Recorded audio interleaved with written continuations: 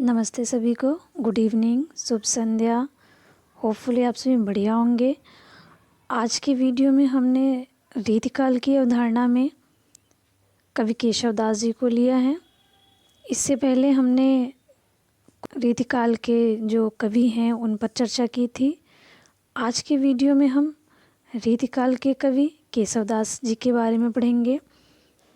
केशव दास जी रीतिबद्ध की परंपरा में आते हैं, यानी केशव दास जी का जन्म 1555 ईस्वी में हुआ था।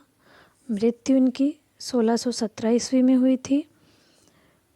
इनके विषय में कुछ महत्वपूर्ण कथन देख लेते हैं। आचार्य रामचंद्र शुक्ल ने केशव के विषय में लिखा है, केशव को कवि का हृदय नहीं मिला था।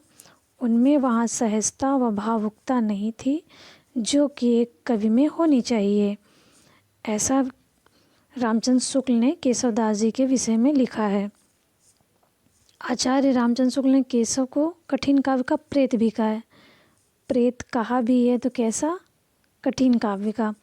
यानी कि जो केशव दास जी थे ये बहुत ही कठिन काव्य करते थे। यानी कि जो इनकी भाषा होती थी ये इतनी संस्कृत निष्ठ होती थी कि बहुत ज़्यादा ही कठिन होती थी। इस कारण ही इन्हें रामचंद्र शुक्ल जी ने कठिन काव्य का प्रेत कहा है।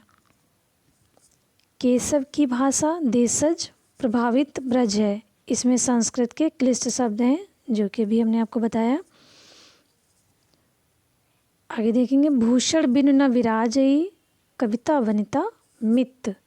इस उक्ति में कवि केशव ने अपनी अलंकार प्रिय अभिरुचि प्रकट की है। यानी कि इसमें जो पंक्ति इन्होंने लिखी है, भूषण बिनु न विराजई कविता वनिता मित, इस उक्ति में कवि केशव ने अलंकार को प्रदर्शित किया है।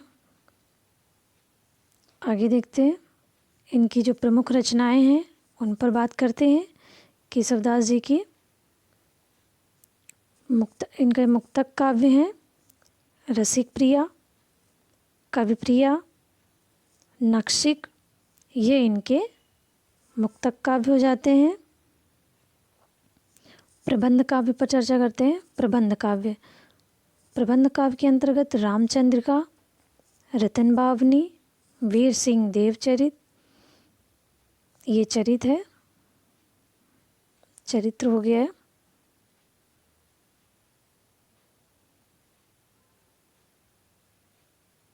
वीर सिंह देव चरित, विज्ञान गीता, जहांगीर जस चंद्रिका, और इसके अलावा इन्होंने दो रचनाएं महत्वपूर्ण की हैं जिसमें एक छंदमाला है और एक बारहमासा है। इसमें कुछ पर हम चर्चा कर लेते हैं। रसिक प्रिया जो इनकी रचना है, इसमें इन्होंने नायिका भेद का वर्णन किया है। यानी यह एक शास्त्रीय ग्रंथ है। इसमें इन्होंने श्रृंगार रस को प्रधान बताया है। आते हैं कविप्रिया पे। कविप्रिया, इसमें देखेंगे रसिक प्रिया में इन्होंने 16 प्रकाश लिखे हैं। कितने प्रकाश हैं? 16 प्रकाश हैं। कविप्रिया में भी 16 प्रकाश हैं। प्रकाश यानी कि अध्याय, इसमें भी 16 प्रकाश हैं।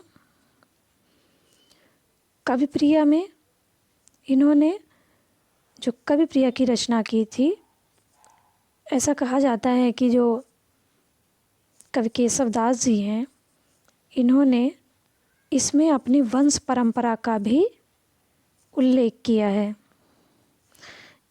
कविप्रिया की रचना जो केशव दास जी ने की थी वह अपने आश्रयदाता जो राजा इंद्रजीत सिंह थे, उनकी पतिव्रता गणिका राय प्रवीण को काव्य शिक्षा देने के उद्देश्य से कविप्रिया की रचना किए थे।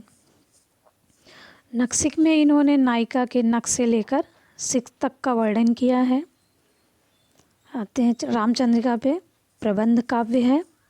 रामचंद्रिका की रचना इन्होंने 1601 ईस्वी में की थी।